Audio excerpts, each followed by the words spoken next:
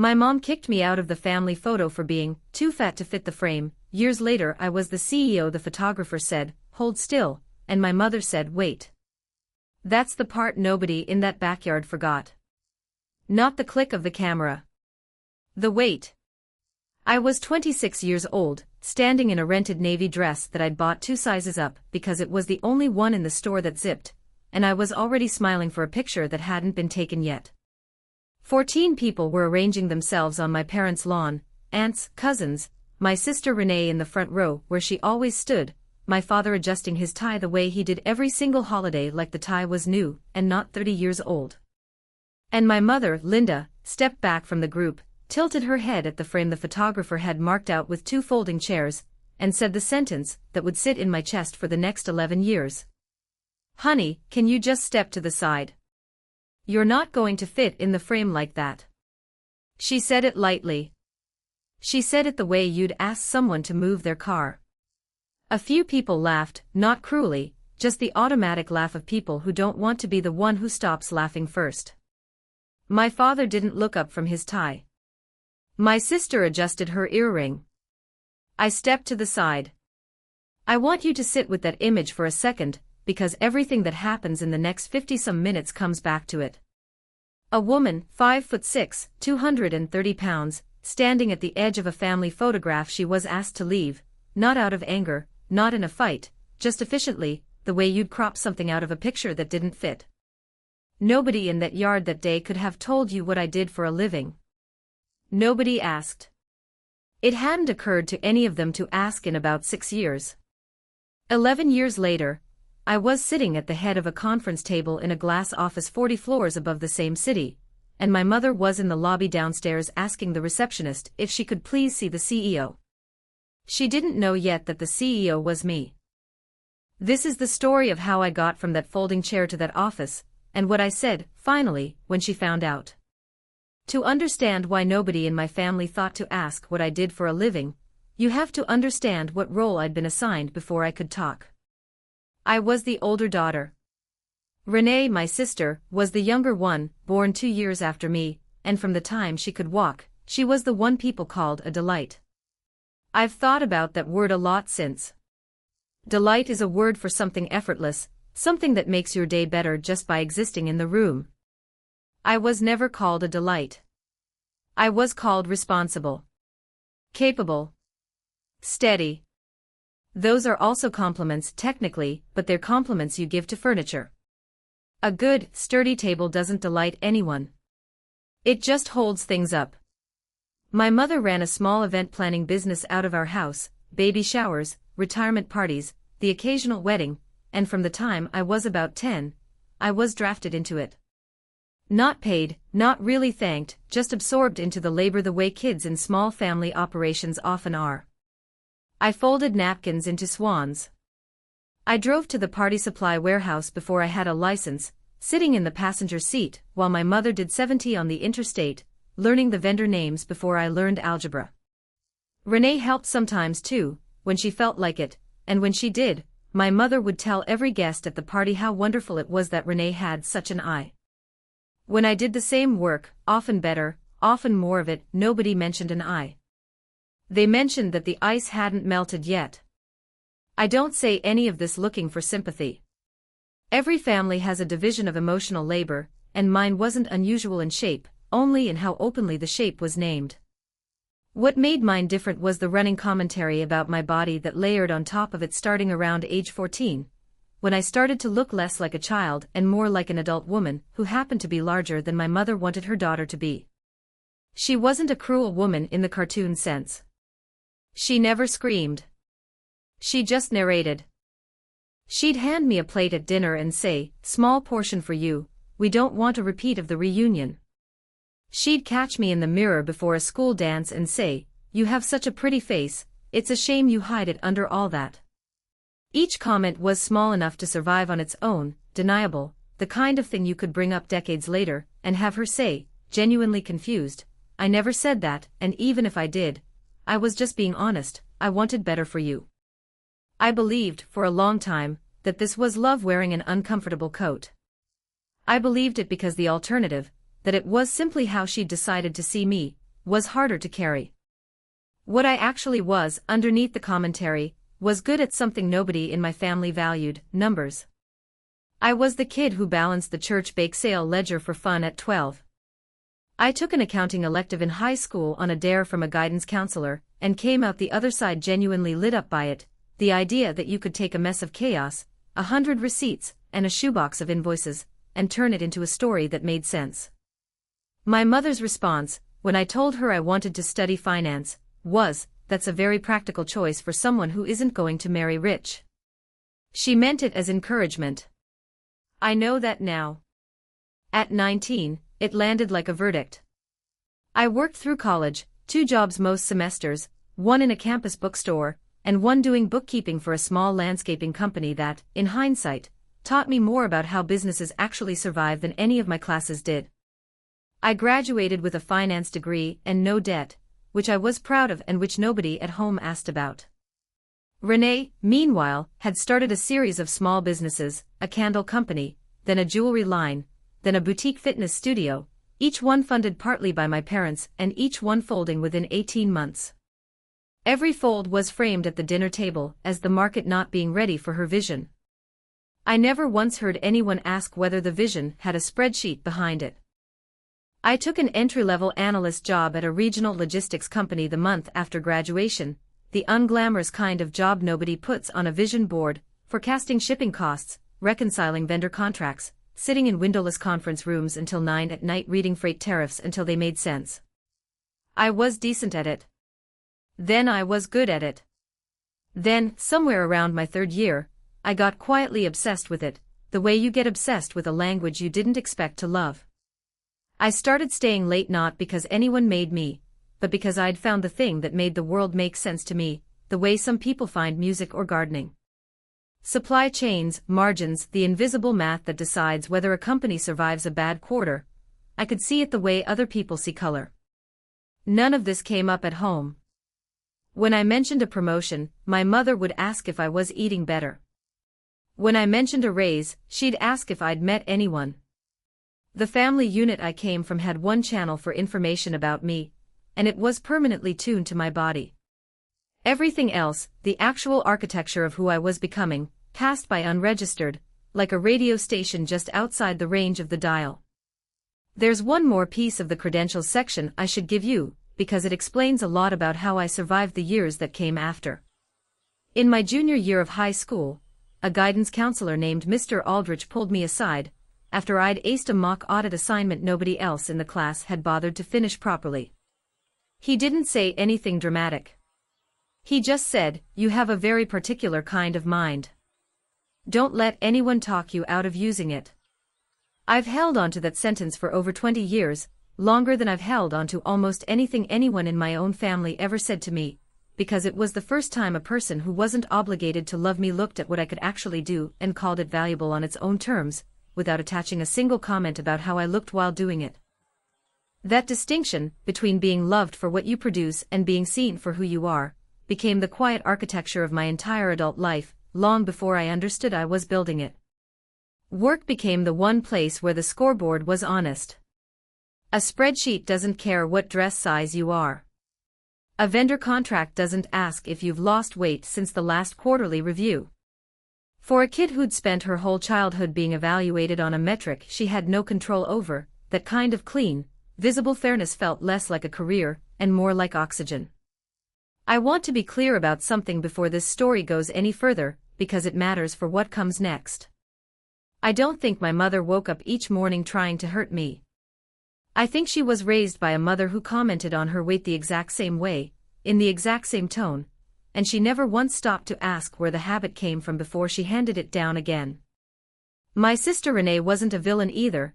She was a kid who got told she was delightful so many times she built a whole personality trying to keep earning it, which is its own kind of pressure, even if it doesn't look like one from the outside. People rarely set out to be the antagonist in someone else's life. They're usually just repeating the only script they were ever handed, word for word, without checking whether it still fits. That doesn't mean the script didn't do damage. It just means the person reading it often doesn't know they're doing it.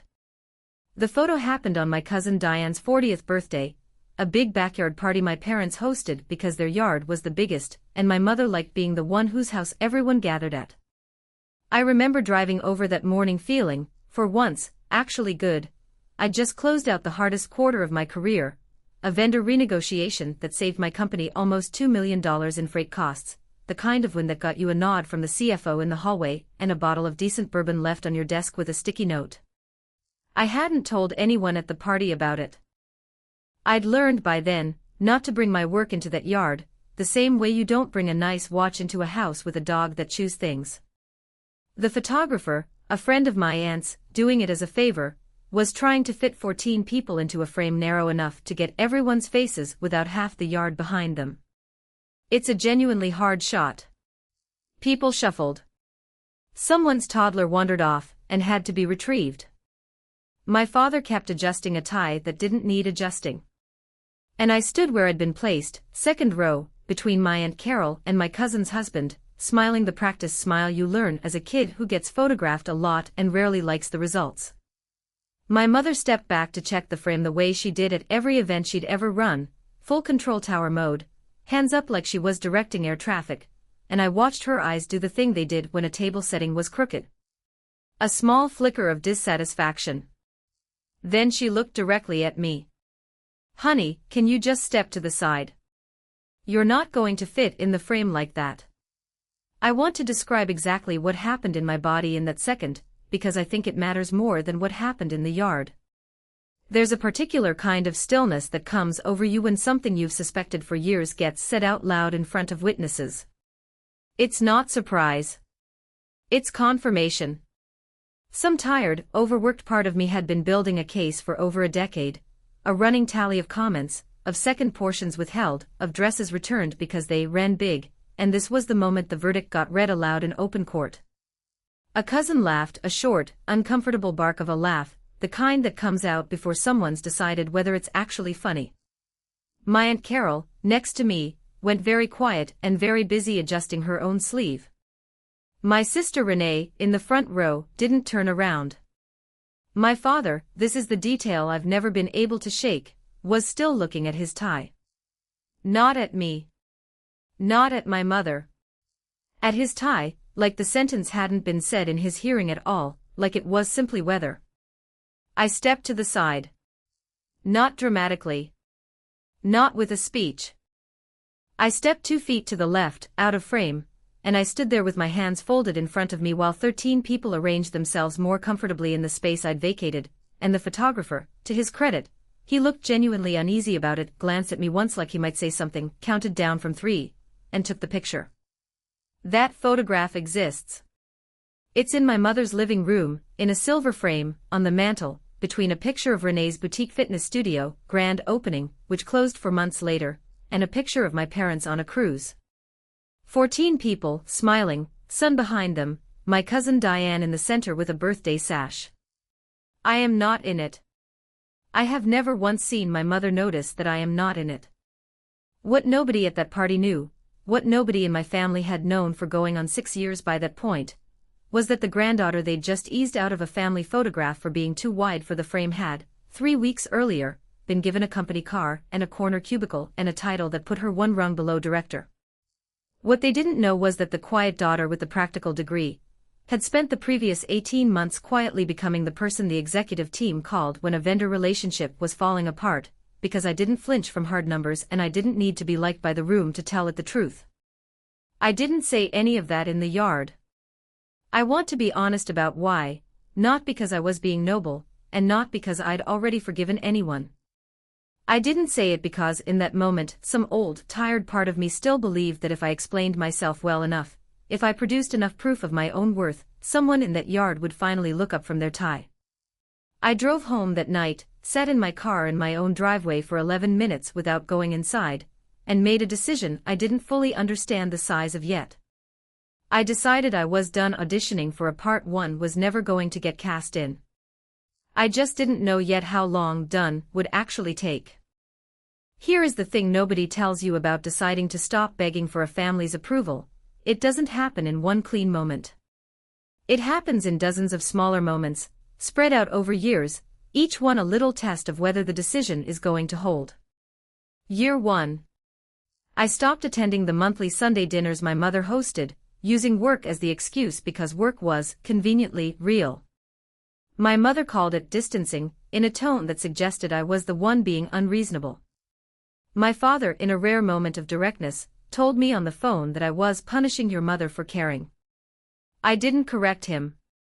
I'd learned by then that correcting him rarely changed anything except the length of the call. At work, meanwhile, something was shifting.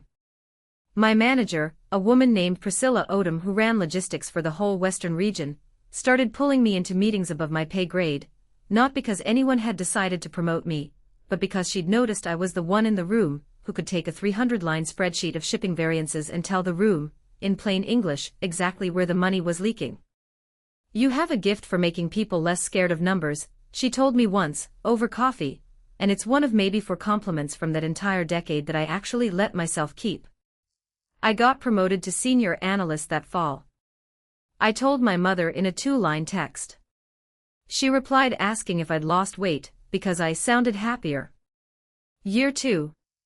Renee got engaged to a man named Todd who ran a small chain of car washes and who my mother described, unprompted, to every relative in a 50-mile radius, as such a catch, so ambitious.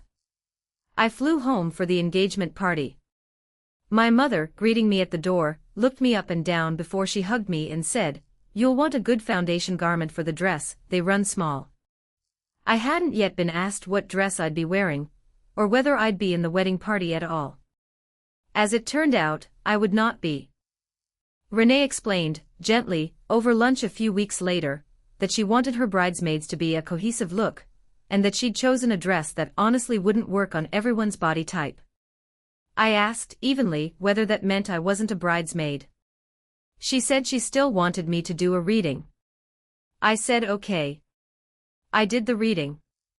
I stood at a podium in a room full of relatives who had, collectively, watched me get cropped out of one photograph and quietly excluded from a wedding party, and I read a passage about love being patient, and I meant every word of it, because I was patient. I had been patient for 28 years, and patience was starting to feel less like a virtue and more like a muscle I was tired of flexing on other people's behalf. That same year, at work, I was handed my first real solo project, renegotiating a contract with a freight carrier that had, through years of accumulated fee creep nobody had bothered to audit, been quietly overcharging the company by a significant margin. I spent 6 weeks buried in tariff schedules most people in the building didn't know existed, found the discrepancy, built the case, and walked into a room with 2 men 20 years my senior, and got the company a rate reduction that saved just under $400,000 a year. Nobody in my family heard about it. There was Northwest natural place to put that sentence in a conversation that kept returning to portion sizes and wedding dresses. Year 3. My father had a minor health scare, nothing catastrophic, a stress test that came back with some numbers his doctor didn't love, and for about 6 weeks, the family briefly reorganized itself around him. I flew home twice, took time off work both times, sat in waiting rooms, drove my mother to appointments because she said driving made her nervous when she was worried. During one of those car rides, stopped at a light, she said, out of nowhere, "You know, if you took better care of yourself, I wouldn't worry so much about who's going to look after your father and me when we're older." I didn't respond. I watched the light change and I drove. I want to be precise about what that sentence did to me, because I think it's the sentence that actually started the countdown, more than the photograph did. The photograph was a single instant of cruelty.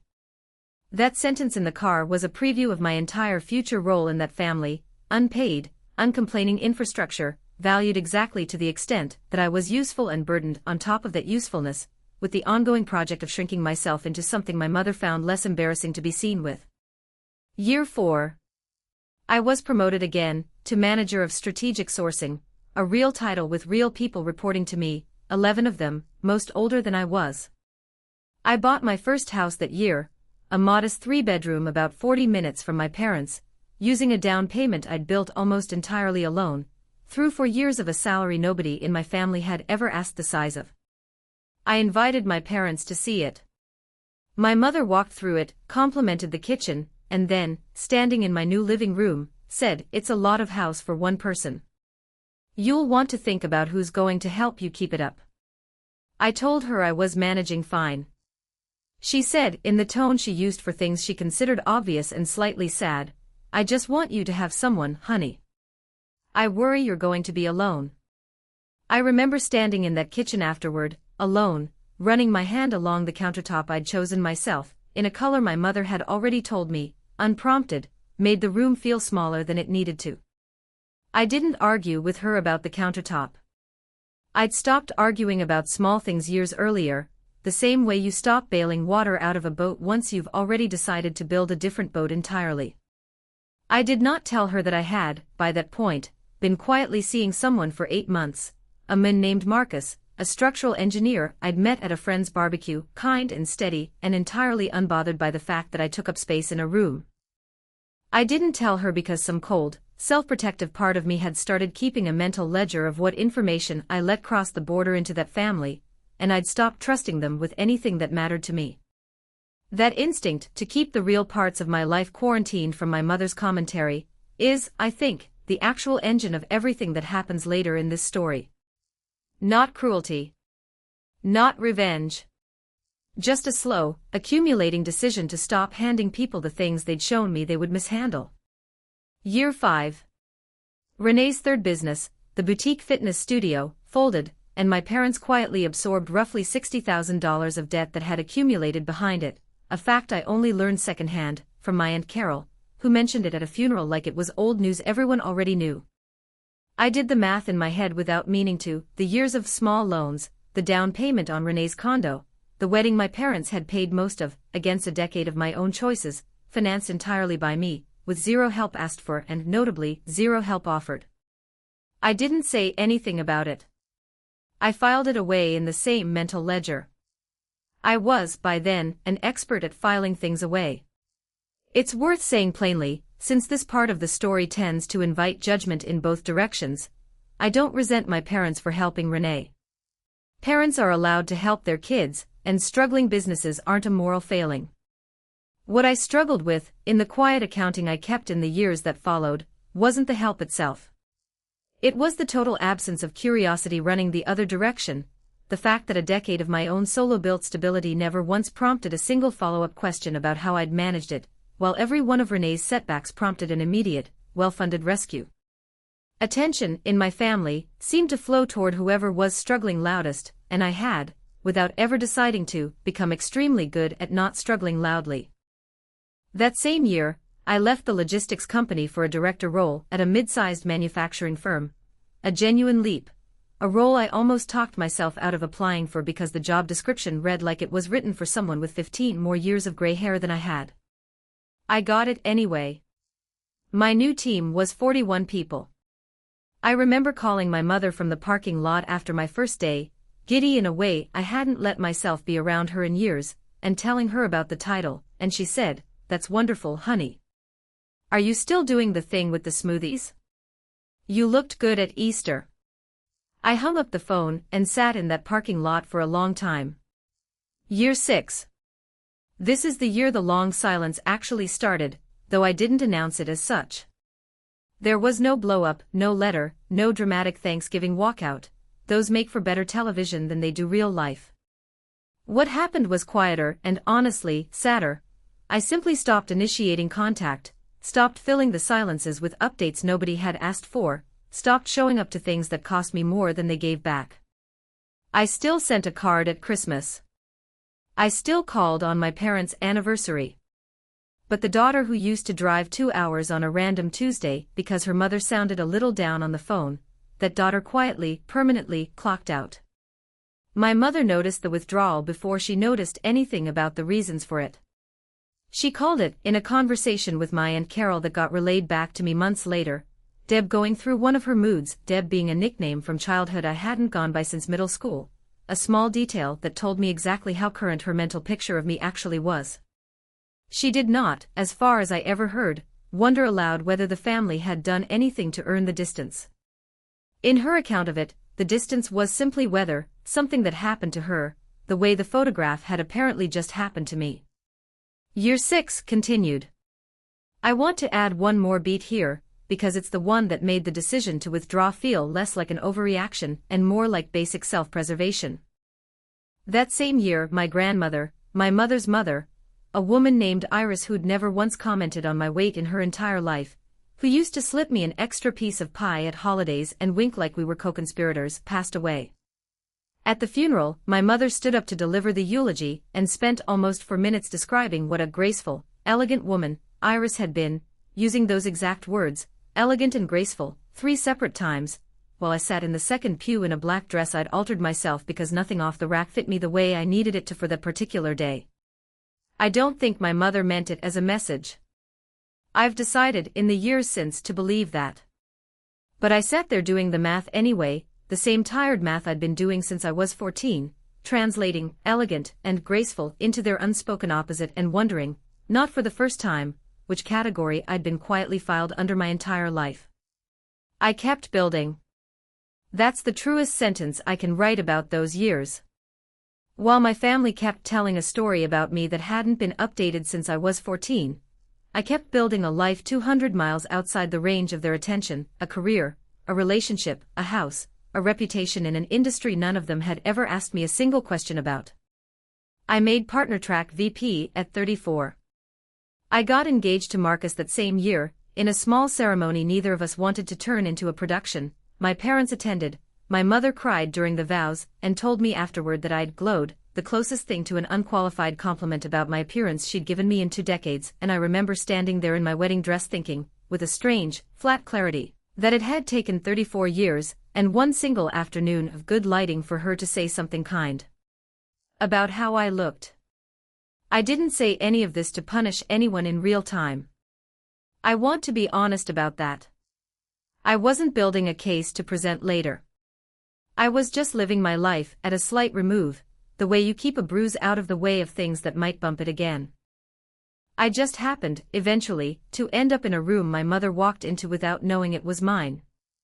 The lowest point didn't come from my family at all, which surprised me when I look back on it. It came from inside my own head, about 18 months before everything changed, during a stretch when the company I was working for, the manufacturing firm, where I'd become VP of operations, went through a brutal restructuring. I survived it. Half my direct reports didn't. I spent 3 months laying people off, people I'd hired, people whose kids' names I knew, delivering the kind of news that follows you home, and sits on your chest at 2 in the morning. I remember one specific night during that stretch, sitting alone in my kitchen with a glass of wine I hadn't touched, Marcus asleep upstairs, and thinking, with a kind of exhausted honesty I rarely let myself access, what is all of this for, if the people who are supposed to be proud of you don't even know it's happening? It's an unglamorous thought. It doesn't make for a great highlight reel. But I think it's the actual, honest center of a lot of stories like mine, not a single dramatic betrayal, but a slow, cumulative loneliness that builds up around success nobody at home ever asked about. I had built an entire adult life that ran, structurally, in parallel to my family rather than through it. I had a husband who adored me exactly as I was, a house I owned outright by then, a title that made recruiters call me unprompted, and somewhere underneath all of it, a 14-year-old girl still standing 2 feet outside a photo frame, waiting for someone to notice the empty space and ask why it was there. I called my mother that week, an actual phone call, not a text, the first one I'd initiated in almost a year. I don't fully know what I was hoping for. Maybe some version of an opening, a door I could walk partway through. I told her in general terms, that work had been hard, that I'd had to lay off people I cared about, that I was tired in a way that went beyond sleep. She listened for about 90 seconds. Then she said, "Well, at least you have a job to be tired from.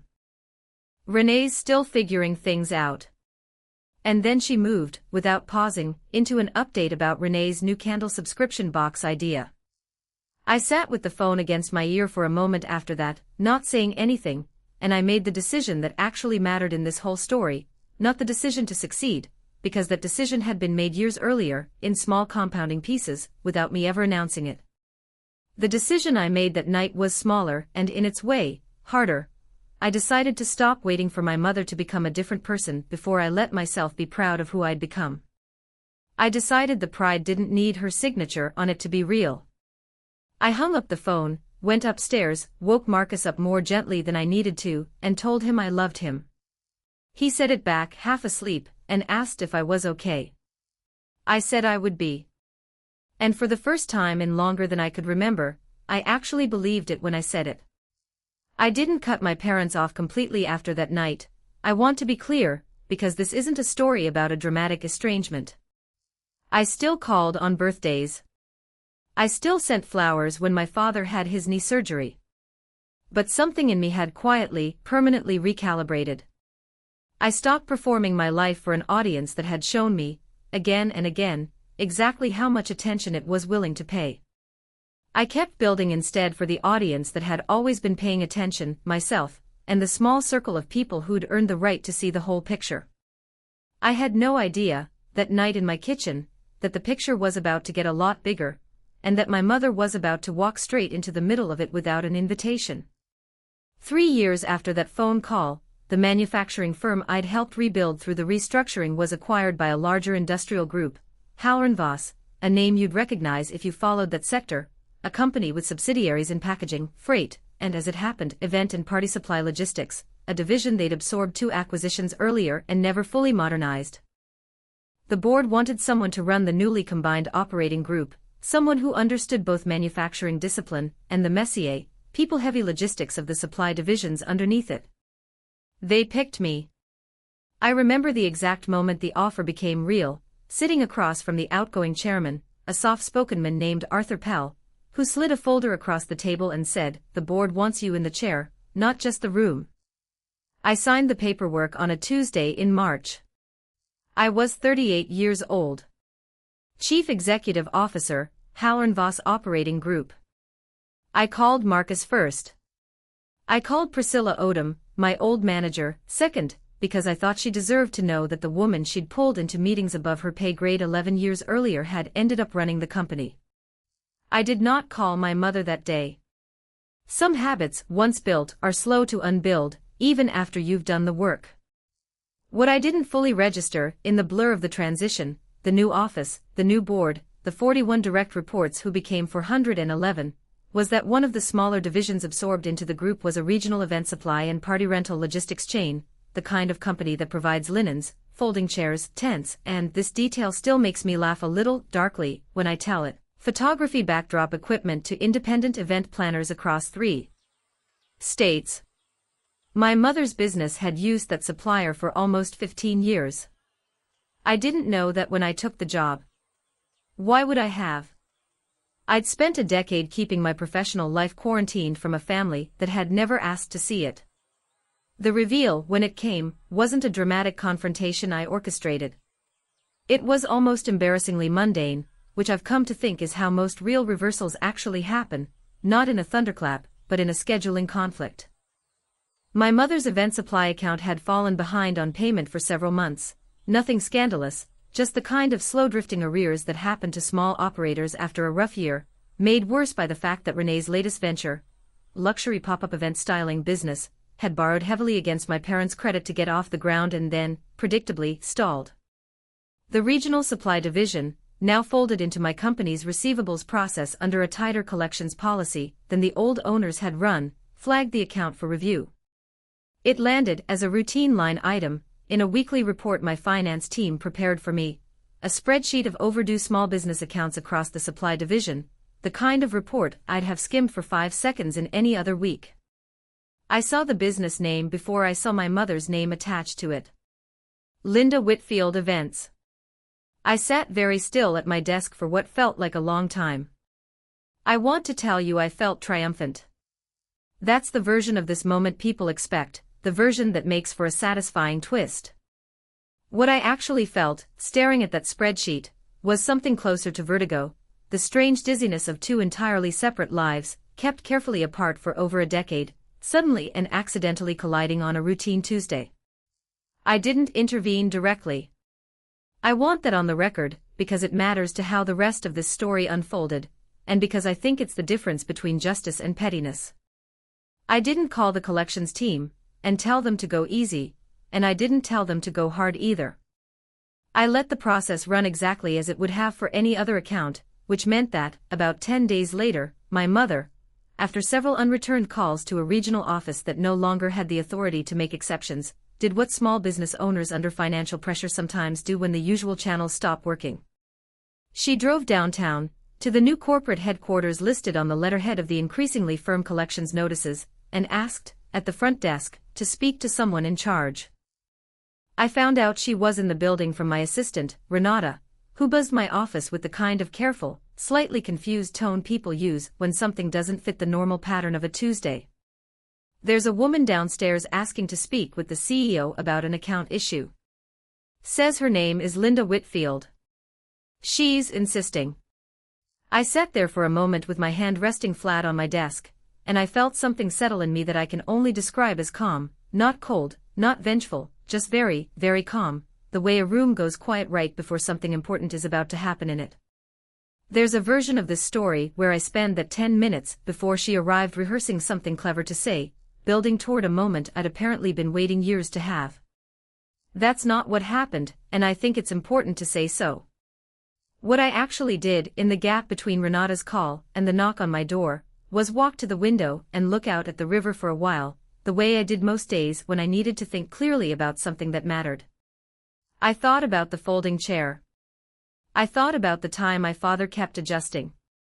And then, mostly, I thought about the fact that I had absolutely nothing to prove to anyone walking through that door, that the proving had already happened, quietly, over 11 years, in rooms none of them had ever bothered to walk into, and that whatever came next didn't need to be a performance.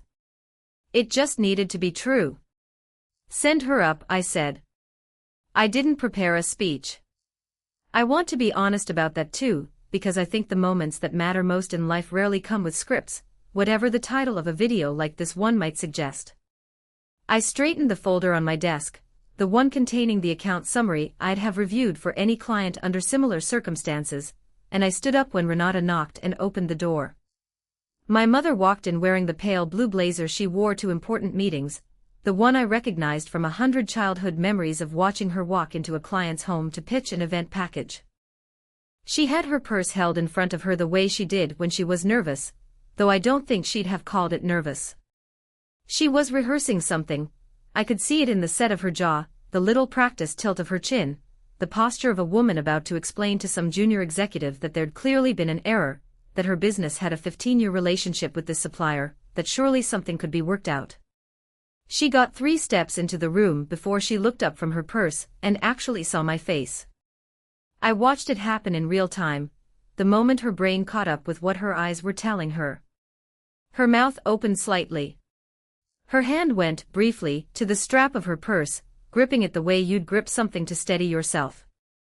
"Deb," she said. And then, correcting herself, in a voice that had gone thin and strange, "Debra." "Hi, Mom," I said. "Please, sit down." She didn't sit down right away. She stood in the doorway for a long moment, looking around the office, the glass wall overlooking the river, the nameplate on the desk that read D. Whitfield, Chief Executive Officer, the framed photo on the credenza of me and Marcus at our small courthouse wedding, and I watched her try to fit this room into her understanding of who her older daughter was, the same way, 11 years earlier, she'd tried to fit me into a photograph and decided I didn't work. "I didn't know," she said finally, sitting down in the chair across from my desk, the same chair every other client sat in when they came to discuss an overdue account, though I don't think either of us needed to say that part out loud. "I had no idea nobody told me you ran this." "Renee never mentioned, Renee doesn't know either," I said. "Nobody does. I don't tend to lead with it." She looked at me for a long moment, and something in her face shifted, not quite shame, not yet, but the beginning of the arithmetic that shame requires. "Your father's account," she started, and I watched her try to pivot into the reason she'd come, the practice pitch, the assumption that whatever had gone wrong could be smoothed over the way she'd smoothed over vendor disputes for 30 years. "There's clearly been some kind of mistake with the billing, we've used this supplier for 15 years, and I just need to speak to whoever handles." "There's no mistake," I said, and I said it evenly, the same tone I used with any account under review, because I'd decided, sitting there watching her walk in, that I wasn't going to give her a version of me that raised its voice. She'd never once in 38 years seen me lose my composure, and I wasn't going to hand her that now, in this room, of all places. "The account is for months past due. That's not a clerical error. That's what happens when invoices don't get paid. We've had a hard year, she said, and there was an edge of something in her voice now, something between defensiveness and disbelief, like the ground was continuing to shift under a conversation she'd expected to be routine. Renee's business needed some support getting off the ground, and things got tight, and I assumed, given our history with the company you had a history with doesn't exist anymore, Mom. It got acquired. I run the group it's part of now. I let that sit for a second. I found the account on a receivables report last week. I recognized the name before I recognized what I was looking at. She was quiet for a moment. I watched her eyes move around the office again, landing this time on the framed photo on the credenza, me at my wedding, smiling, in a dress I'd bought because it fit me exactly as I was, no foundation garments, no comments about running small. I don't know what she was thinking in that silence. I've never asked her in the years since, and she's never volunteered it. But I remember her eyes staying on that photo a beat too long. I want to ask you something, I said, and this is the part I've thought about the most since, the part I'd tell anyone in a similar seat across from someone who'd hurt them, if they asked me what to do with the moment once it finally arrived. And I want you to actually think about it before you answer, instead of saying the first thing that makes this conversation easier. She nodded, slowly. Do you remember Diane's 40th birthday? The backyard photo. Her face did something complicated, a flicker of genuine confusion, then something closer to recognition, then, underneath both, a kind of dread. I don't, she started and stopped herself, because I think some honest part of her knew that finishing that sentence with I don't remember was going to be worse for both of us than just sitting in the silence. You asked me to step out of frame, I said. Because I wasn't going to fit. In front of the whole family. And I did it because that's what I did back then, I made myself smaller, made myself convenient, and I waited for someone to notice the empty space and ask why it was there. Nobody did. Not you. Not Dad. Not Renee. I've been waiting 11 years for someone in this family to notice I wasn't in that picture. Debra. Her voice had gone unsteady.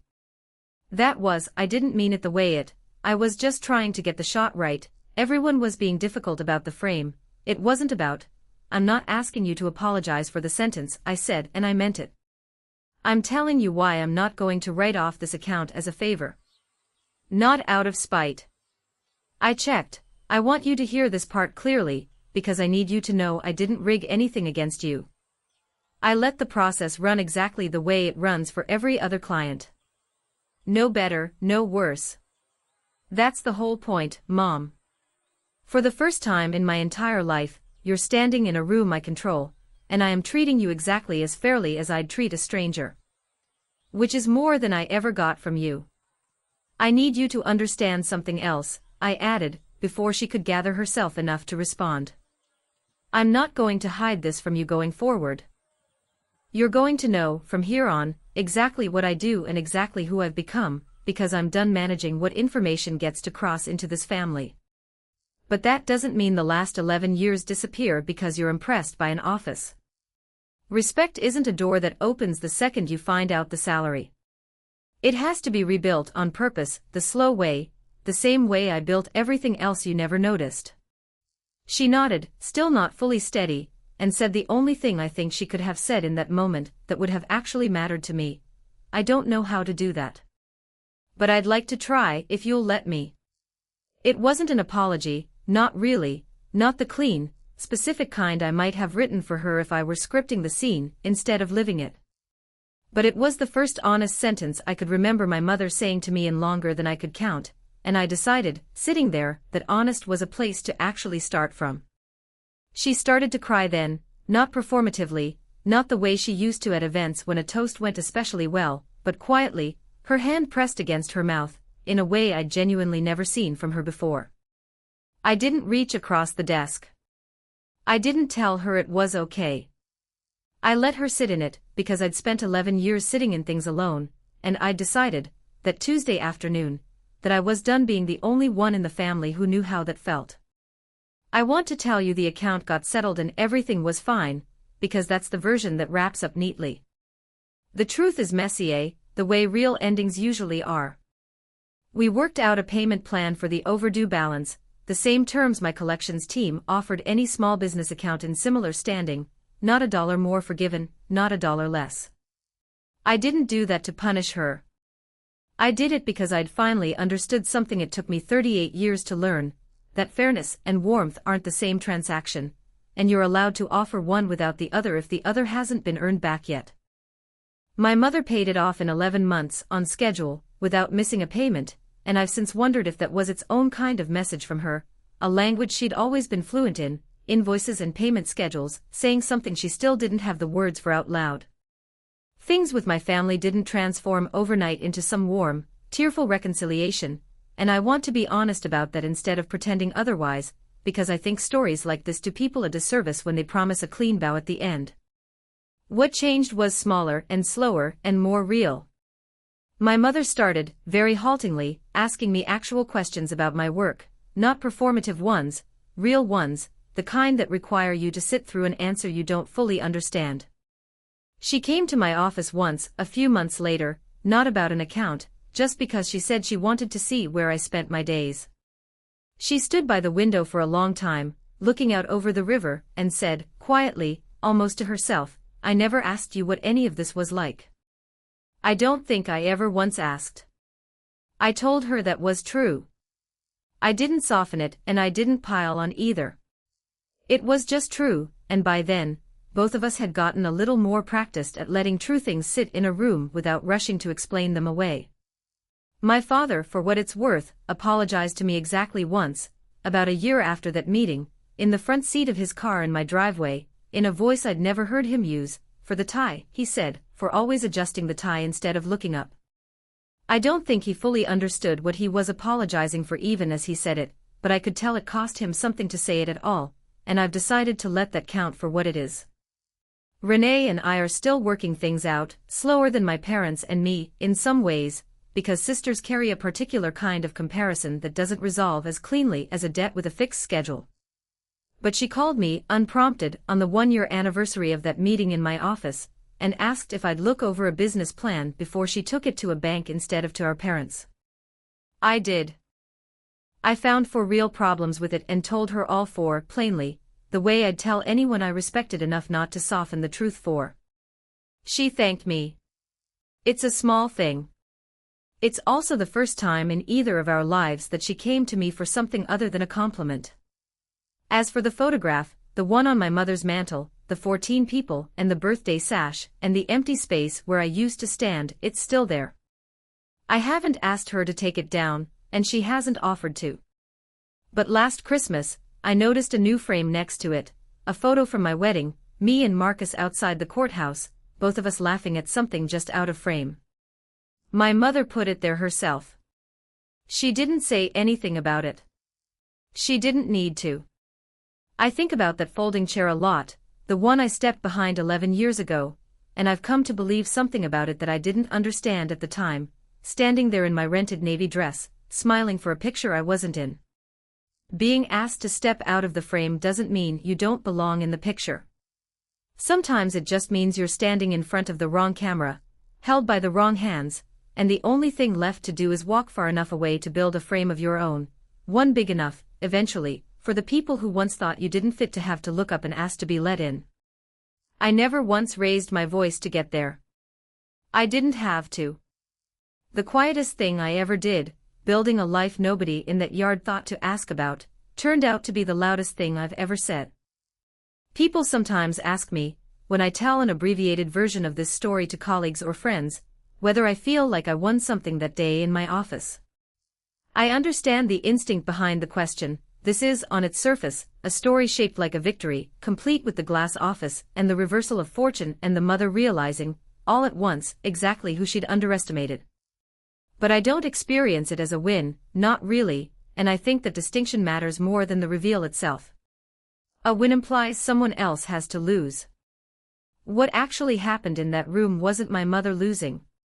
It was both of us, finally, seeing the same set of facts clearly for the first time in nearly 4 decades, her seeing me, actually me, and me finally allowing myself to stop shrinking in the hope that shrinking would someday be enough. I don't think I would have gotten there any faster with a louder confrontation, a public blow-up, a scene at some earlier holiday table with everyone watching. I've turned that alternate version of events over in my head more than once, and I always land in the same place. It wouldn't have worked, because my mother had spent 30 years building a story about herself as a devoted, self-sacrificing parent, and a single loud accusation, however justified, would have bounced off that story instead of cracking it. What finally got through wasn't volume. It was time and evidence and the simple, undeniable fact of a life fully lived, sitting quietly in a chair she couldn't argue her way around. If someone in your life has ever told you that you don't fit the frame, I want you to hear this clearly. Frames are made of wood and glass.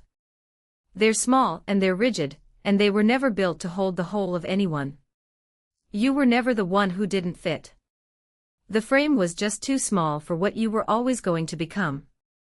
I think, too, about how easy it would have been to let that afternoon in my office curdle into something bitter, to have used the position I was in to make a point instead of simply telling the truth. I've seen versions of that choice play out in other people's families, the reversal used as a weapon instead of a door, and I understand the appeal of it, the pull toward finally getting to be the one holding the leverage after so many years of holding none. I didn't choose that version, not because I'm especially virtuous, but because I'd spent 11 years building a life defined by fairness, the clean, honest kind you find in a well-run ledger, and it would have cost me something real to abandon that principle the one time it was finally convenient not to. The account got treated like every other account. My mother got treated, in that meeting, like a person capable of hearing something true without needing to be punished for it first. Both of those things could be true at once, and I think that's the part of this story I'd most want someone else, standing where I once stood, to actually take with them. None of this erased 11 years in a single afternoon, and I wouldn't trust a story that claimed it did. What it did was open a door that had been welded shut for over a decade, and doors, once open, don't require grand gestures to stay that way, they just require both people to keep walking through them, a little at a time, on the ordinary days nobody bothers to film. If this story meant something to you, tell me in the comments where you're watching from tonight, and if you've ever had your own folding chair moment, the kind you carried quietly for years before it finally turned into something else, I'd genuinely like to hear it. Subscribe if you want more stories like this one, and I'll see you in the next one.